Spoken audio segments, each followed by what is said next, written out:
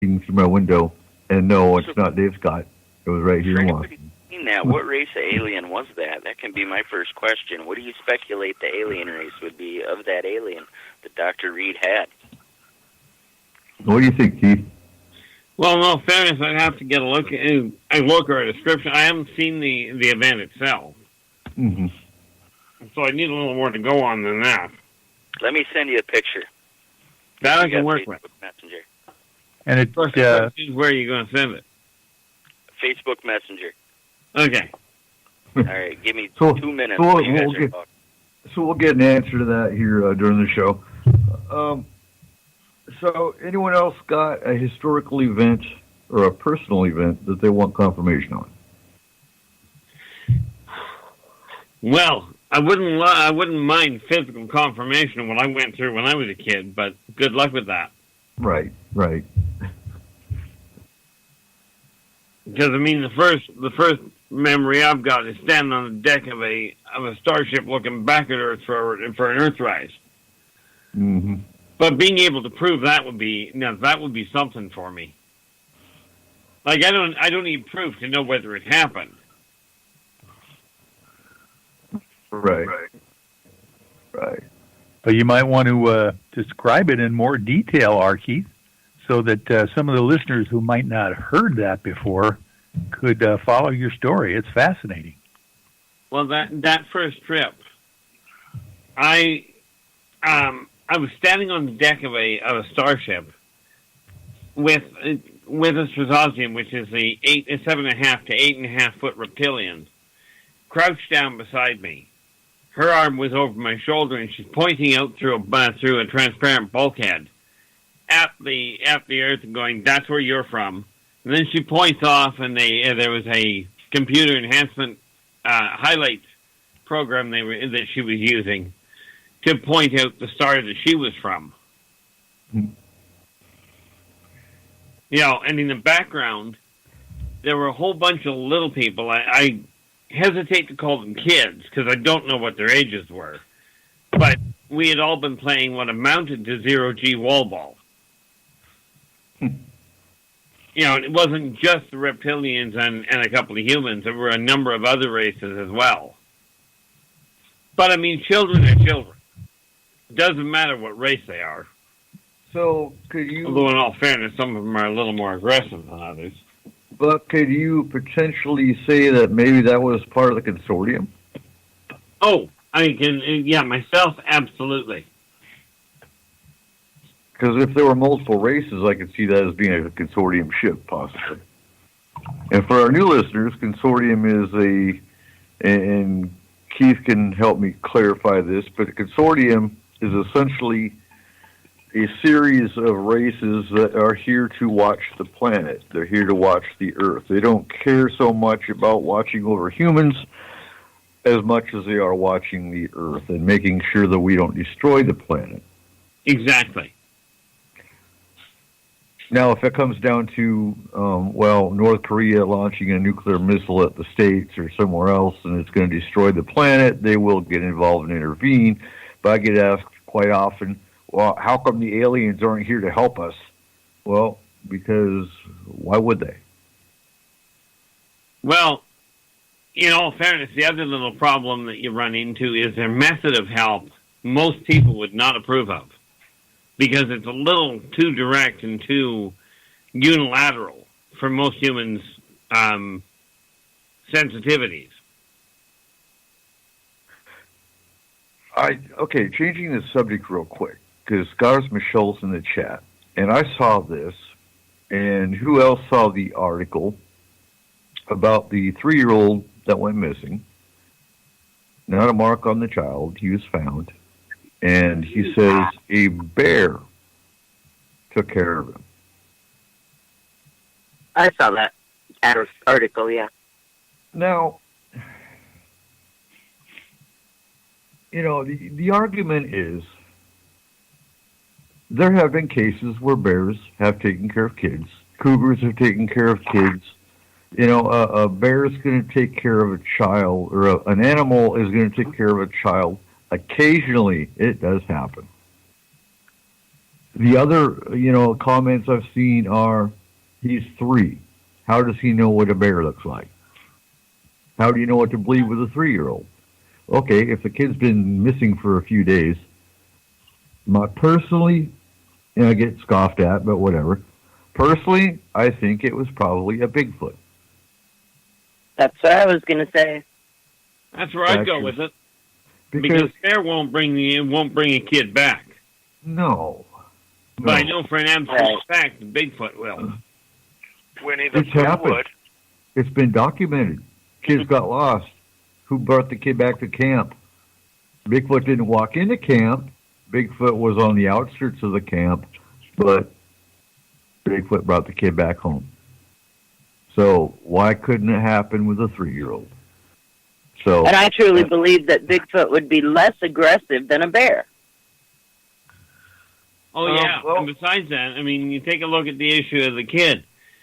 The kid is going to scream, which in more cases than not, from what I gather, depending on the bear, most bears will take off with the added noise. Right. Now, I know Gary's got,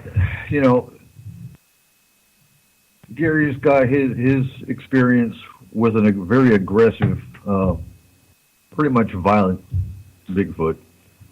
And it does happen. It does happen. Yeah. Well, they do have different demeanors. Well, and I've also heard from Native American lores that there are 2 kinds of Bigfoot. One is black and very evil, and the other is the one that we all know is maybe not nice, per se, keeps to themselves, and they are guardians. They're not going to attack. And then but let's take it one step farther. Maybe it was a nurturing female Bigfoot. On the 3-year-old case? Sure. Oh yeah, no, and I fully agree with that one. And who's to say? So you can take the more aggressive experiences as you look at any animal with young, they are going to be more aggressive. They're protecting their young. Yeah. Not always. I mean, no, but just not every race is the same way in that respect. Exactly. Then I've got to say, there comes a territorial aspect. Some Bigfoot, I would say, are more territorial than others. If they were born in a certain area, or if they're, for whatever reason, they're more protective of a certain mountain range, they're going to be more aggressive. So that's where I would stand on that, as far as that particular article. Good article, though. And then you've got the other article, Bigfoot's kind of making a rise on that, too. I mean, not so much with the 3-year-old, he didn't come out and say, oh, it was Bigfoot. But there is the other article where they captured a video in Utah, and they're trying to say it was a Bigfoot. You guys seen that one yet? No. Oh. Nope. I think it's in FMP. It's a tall, dark-looking figure. Quite a good distance. You can see it on the hillside. You can see him moving around. Somebody else came out later in the article and said it turns out it was a tall hiker. Personally, I've never, seen a valid picture or video where Bigfoot actually showed himself. I mean, if you go back to the 60s and 70s with the, and I can't remember their names off the top of my head, with the, help me out here. Patterson-Gimlin film? There you go, the Patterson-Gimlin film. I think that was valid. I do. Actually, if you saw the one study they showed on television with that, there have been several, right. But there was one in particular that I saw in which they had this, big hulk of a guy. He was the size of a Bigfoot. I mean, the dude looked like he could bench press a mountain.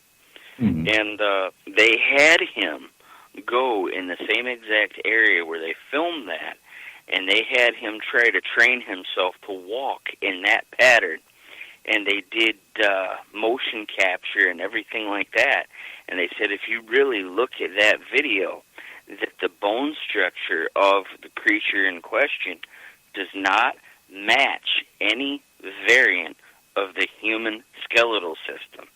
Right. There are movements in that creature that do not mimic and cannot be mimicked by the human skeleton. And that's the thing to keep in mind that you got to look at. The difficult part with it, of course, is it doesn't matter how much proof you get, people are going to still argue the point. Mm-hmm. Well, that's human nature. Everyone wants to be the first one to get the valid proof. I don't care. I don't have Bigfoot in my backyard. I know that. No, he's in your living room.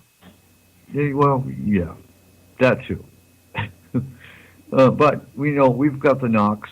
Markham, when he was at the house, he heard Bigfoot knocks for his first time and was excited. I was in my backyard. So I have no doubt Bigfoot's in my backyard. I keep telling you, let him go, Eric. That's not nice. But he likes it there. Anyway, we're not gonna beat up this topic too much. I know we're coming close to the top of the hour, and I agree. We need to go to a 3-hour show. We can talk. We can talk so deeper. Before we go to break, though, let's get to one more question. So, Seth, and if we have to continue the topic after the break, then we will. But what's your first question? Okay, here's my question. Now, you want to be able to see an alien body one way or another, and we have the UFO reporting system that we're talking about. When we come back from the break, I want to know from each and every one of you, if someone were to find or be able to secure any type of cryptid alien or what have you, if they were to be able to do that, you don't want to make a phone call on landlines and stuff. How do you get it to Forest Moon Paranormal? We need some kind of, and I don't mean this in the wrong way, but in the way that it was carried out, we need some form of underground railroad for a paranormal, because we don't want to be on the road and, we take a look in the back of your car, sir, then you have an alien, and the next thing you know, your life is in ruin. Yeah, I absolutely agree with you there. In the U.S., it won't be a big problem. Getting it from Canada to the U.S. or any other country could be a problem. Mm-hmm.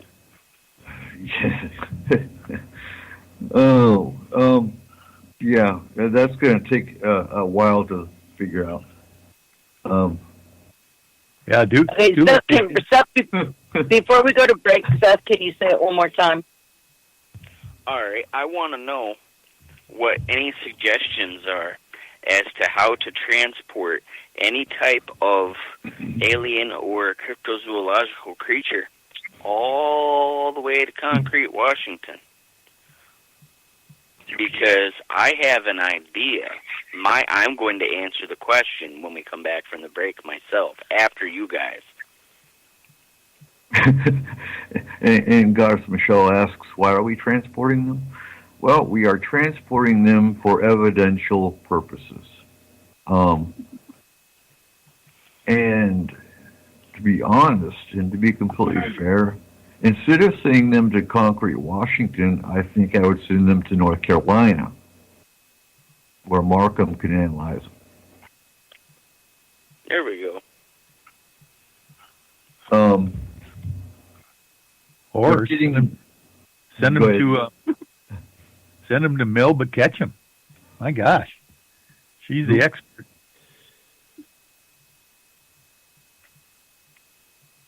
Say that again. Well, Melba Ketchum, the scientist who has been studying the DNA of Bigfoot. That would be interesting as well. That'd be the first place I'd go for any cryptozoological or alien creature in question. What I would like to do, real requires a little bit of work. But I'm wondering if we shouldn't set up some kind of home base in each state where if you, like, let's say New York